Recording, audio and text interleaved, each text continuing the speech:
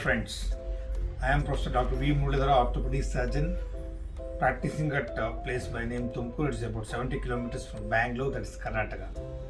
All this time I have made more than 150 YouTube videos regarding my profession, especially I am orthopedic surgeon. Not only related to orthopedics, I have covered almost all elements of orthopedics, but also general health tips and everything I have covered.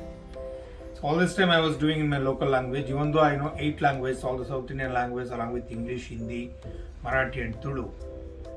I was doing only in Kannada. So some of my friends who are staying in abroad and some people are staying throughout India, North Indians, they have requested me to do videos in Hindi and English also. So that will reach to much more public and they will get the benefit.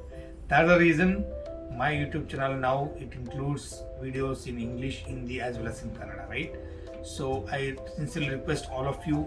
Most of the people have subscribed, most of the orthopedic surgeons have subscribed, general practitioners, MBBS doctors have subscribed, medical students have subscribed, and most of my patients have subscribed. It's now nearly 3,500 subscriptions has happened.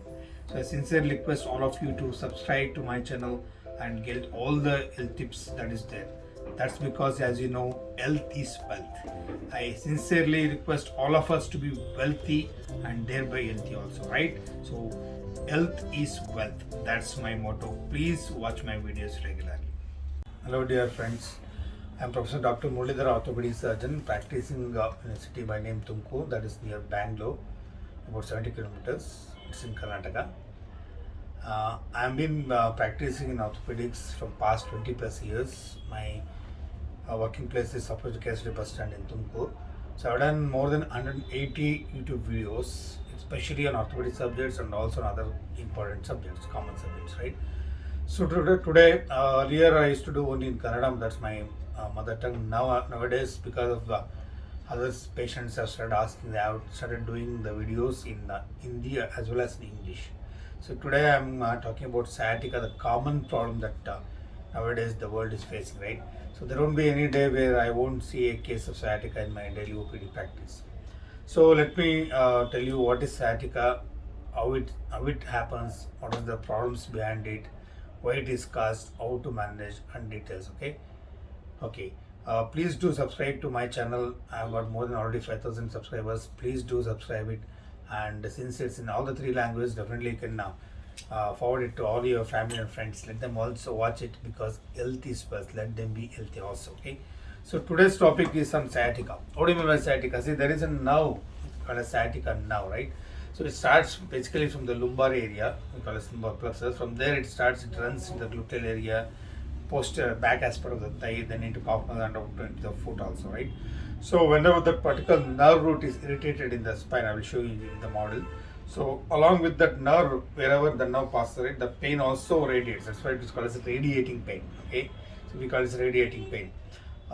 Similarly, in the neck also we have what's called brachialgia. So there are some nerve roots which form in the cervical area. When their nerve roots get irritated, the pain will run along the whichever the nerve is irritated, right? It will go to shoulder, arm, forearm, maybe little finger or thumb, something like that. Okay, so whichever the part of the nerve which gets supplied by that particular nerve, that area patient will get. That's what is brachialgia. Once again, it's a radiating pain. And brachialgia only I have done one more video. Please do watch it. Okay, that's once again one of the common problems, OPD problems which we see in our routine practice. So in sciatica, what happens basically is that there are so many reasons. Let me talk about the main common problem is disc prolapse, right? So let me explain you briefly what do you mean by disc prolapse, right? So this is the model I am showing you, right? So if you see this, this is the vertebra, right? We have got so many vertebrae here. So in the lumbar area, so when you see this is the normal disc. In between 2 vertebrae, there will be what is called as normal disc, right?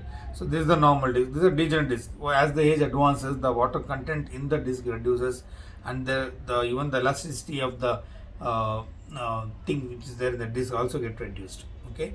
So when there is some minor injury or some minor stress, there will be disc bulging of the disc. This is called as disc bulge. Okay. There are actually type 1, 2, 3, 4 grades are there.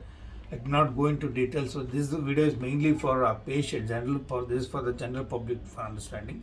So this just there will be disc bulge, then it will prolapse. This is what is herniated disc. So if you see between two vertebrae there is a hole, right? This is the hole. We call as intervertebral foramina. So this is the hole. This is the place where the nerve roots come out, right? So once the disc gets prolapsed or disc gets herniated into that particular hole, so that's the place where the nerve gets impinged. Nerve gets pressure on that. So once there is a pressure on the particular nerve, then whichever the nerve is passing through, that part of the nerve will get irritated, and that part of the path of the nerve will be radiating pain. That's what's called as sciatica. Okay. So there will be what is called as thinning of the disc, the degenerate disc. This kind of disc usually is in old age patients wherein there's a lot of wear and tear. Patients who are 65, 70, 80. So there's wear and tear, reduction of the disc space. There is irregularity of the articular surface. There will be there will be disc degeneration followed by osteoporotic changes with osteophyte formation. Everything will happen. This is the basically degenerative disc. So this is what happens basically. Let me show you in one more model that will be much more easy for you people to understand what is the disc prolapse as such. So these are called as vertebrae, right? These are called as vertebrae. So in between the two vertebrae there is a thing called as disc. So when suppose let me please do consider here. See, normally the disc will be like this. If it has come outside, there's disc prolapse or disc bulge or disc protrusion outside. Once it comes out, then this particular, say here the nerve is quite free, it moves, but here it is impinged. So there is a particular pressure on that nerve root. So wherever the nerve goes, the path of the nerve, the pain will radiate, right? So that's why patient gets sciatica type of pain. In the sciatica, in the backache also there are three types of backache patient can get. Patient can have just this bulge, can have only pain in the back area. They don't been radiating pain at all. Or patient can have the pain which is radiated into the leg. Basically sciatica type of pain, there may not be any pain in the back at all. Or there can be pain in the back as well as the pain can radiate to your lower back also. So three varieties, anything can happen depending on the pathology which is there in the spine, right? So all the three patients can have certain kind of back problems, right? So this is how the anatomy, this is what happens, this is the pathology, what happens in the disc prolapse, right? So if that is the case, what happens? So initial stage patient will have, suppose if the patient lifts heavy weight, suppose the patient is, I do get a lot of patients who lift the shutter now. The shops, once they're in the morning when they come to open the shop, they have to lift the shutter, that will be very heavy, or some laborers, they will lift the heavy weight all of a sudden, or anything when they lift, especially unaccustomed works, whenever they lift heavy body weight, there is actually scientific how to lift weight, how to bend forward, how to sit, everything. I have made several videos on that. Please go through it, how to follow the proper scientific way of lifting weight, all those things, right? So whenever they suddenly lift the weight, there will be sudden cruciating pain. Some people even heard the sound of disc prolapse. There will be a sudden giveaway in the back, and they will have severe cruciating pain. They will not even, some people even they will not be able to walk around also. They will just collapse there only. Such a severe pain they will get, right?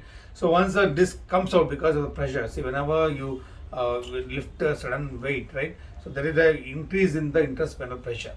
See, once the pressure is increased and there is already some pathology in the disc, so that disc will come out. Once the disc comes out, there will be a lot of irritation in the particular nerve root, and the pain will start radiating along the nerve. That's called as typically sciatica, right? So this is what happens in sciatica type of pain. So especially such kind of pain whenever you cough or whenever you sneeze. Some people with severe, even they yawn also, they will get the pain, right? Or if they lift some weight. So any basic any conditions where there is increase in the intradiscal pressure, interspinal pressure, then the pain increases. So that's one of the pathognomonic findings in the case of sciatica type of pain. So the other time the patient gets the pain. Suppose if there is little bit irritation, there will be mild pain. If there is over irritation, patient may have excruciating pain also. So along with the pain, if there is minimal pressure on the nerve root, difficulty they will have what is called as chemical sciatica. Whenever there is rupture of the disc space, there will be a lot of inflammation that will produce a lot of chemical irritation on the nerve root. That will also produce a pain, which is called as chemical sciatica, right? So patient will have the pain if there is more pressure on the nerve root. Suppose the intervertebral foramen through which the nerve root comes out, right? So if there is too much of pressure on the particular nerve root, then what happens, even there is a loss of sensation. So as you know, nerve carries the sensation of pain as well as the of the sensation like your touch, feeling, all those things. Some patient even can have paresthesia, altered sensation. When you move, they will come out with like, I can't feel properly on my foot, or I can't feel properly on my thighs, or my legs are numb, I cannot feel properly. So then whenever there's maximum pressure, increased pressure on the root, even the sensation gets altered, right? So this is very important. Says if the patient is getting such kind of pain, that needs to be shown to a specialist, an orthopedic surgeon and neurosurgeon. They need to get evaluated. Okay. Whenever there is severe pain, sometimes we go for X-rays and find out what is the exact problem. As I told you, in the X-ray we can see only the bone part. Okay, that this part, the soft tissue, the nerve roots, the spinal cord. See, this is the spinal cord which runs through the vertebral foramina, right? So this is the spinal cord, these are the nerve root, this is the disc. So these soft tissue things we cannot make out on the X-ray. As you know, all of you know, X-ray will show you only the calcified part, only the bones. These are the vertebrae, and these things will be shown in the X-ray. So the minor details regarding soft tissue, the disc, the sciatic nerve, the spinal cord, all those things we cannot make out in the X-ray. That's the reason if the patient is having severe pain and the patient has progressive pain, or if the patient has a neurological deficit, we'll ask for MRI, right? Most of the conditions we can manage without MRI, but if the patient doesn't show improvement with your conservative line of management, or if the neurological deficit progresses, if the paresthesia increases, or if the pain increases, if pain is increasing behind whatever the conservative line of management you have done, the patient doesn't show any response. If there is neurological deficit, some people will develop what is called as the weakness of your toes, or some people, if the severe sudden bulge of the disc occurs, then patient will have what's called as cardiac syndrome, wherein they even there is foot drop. The foot cannot be lifted up. There will be foot drop, and patient may have a loss of control of urination and defecation also. Okay, these things can also can occur, but very rarely it can occur. That becomes what is called as cardiac syndrome. But it's an emergency condition. It needs to be operated at the earliest, right? So if that is the situation, then we'll ask for MRI. As told you, in MRI we'll find out the details regarding what is the exact disc problem, what is the thing that's happening. So depending on the problem, we can manage it, right? So most of the times, and maybe I can say in my practice, more than 80% of the patients I can manage it conservatively. So with strict bed rest, I do advise them strict bed rest, because see, when you are sitting or when you are standing, the interdiscal pressure is more only. When you lie down on the bed, there is a lot of studies, research done. When you are lying down on the back, on the bed, right? That's the time when there is least pressure on the disc. That's the time when the healing occurs. So we do advise 2 to 3 days of strict bed rest. Sometimes the patient has severe pain, we will advise him on a lumbosacral belt. Along with that, they can take physiotherapy. So we do prescribe some analgesics as well as muscle relaxants. We do ask them to take painkiller injections if it is required, and even some injections, methylcobalamin injections to neurotropic vitamins to increase the recovery, as well as to help in the healing of the nerve roots to recover the paresthesia, sensory disturbances. Okay, these are the common mode of treatment we do follow. So most of the patients do well with conservative treatment only. If they are not showing any good response with conservative treatment, if the pain is increasing, they're not showing good response, then we'll ask for MRI. The MRI shows whatever the condition which I have described. There is severe disc prolapse. If there is mild, moderate, severe, we categorize. If there is severe disc prolapse with severe compromise in the nerve root, severe pressure in the nerve root, or if there is a huge disc which is causing the pressure on the central disc, causing pressure on the particular spinal cord, then we may ask for surgery also. Sometimes we'll do what is called discectomy. We do what is called as lumpectomy and discectomy. We do what's microdiscectomy also. There is a lot of procedures basically to remove the disc part which is causing the pressure on the particular nerve root, and we do what's called as foraminotomy, and the disc causing the disc which is causing the problem, putting pressure on the particular nerve root, that will be removed. That is called discectomy, right? So these are the procedures which we do for spine problems. And most of the things, as I told you, in my practice and in many doctors' practice, we can be managed conservatively. If that doesn't show any response, very rarely we do ask for surgeries. Okay, this is briefly about sciatica. To summarize, how it occurs, how will be the symptoms, how do you manage it conservatively as well as operatively, and how to avoid getting sciatica. I have done so many other videos. Please do watch it. How to take care of your back. It's very, very important. Back is, as I told you, it's always abused, overused, underused. All kind of maluses will be done with the back pain, back problems. That's the reason we get most common back pain in our routine practice. So please do watch this video regularly if you have any problem with the back. Please do forward it to your family and friends. All the best.